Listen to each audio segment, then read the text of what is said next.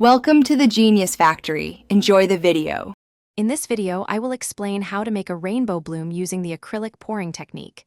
To begin, you will need several key supplies.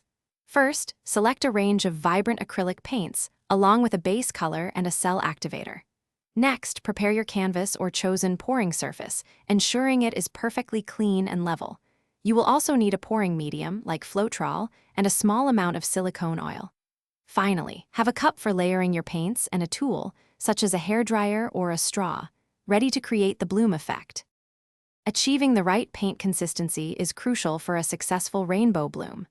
Start by mixing each acrylic color with a pouring medium, aiming for a consistency similar to warm honey. Incorporate 2 to 3 drops of silicone oil into each colored paint cup, but not the cell activator.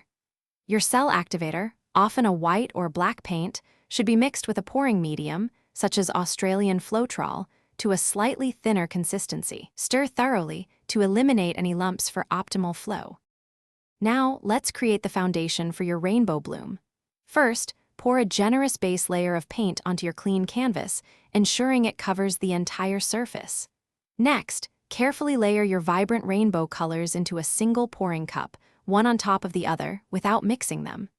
Gently invert this cup onto the center of your wet base layer, allowing the paints to settle for about 30 seconds. Finally, apply your specially prepared cell activator directly over the mound of layered paint. This is where the magic happens. To activate the bloom, use a hairdryer on a low, cool setting or a straw to gently blow the cell activator outwards from the center. Watch as vibrant colors spread and intricate cells, often with delicate lacing, begin to emerge. Gently tilt your canvas in various directions to further spread the paint and enhance the design. Once satisfied, allow your beautiful rainbow bloom artwork to dry completely on a level surface for at least 72 hours.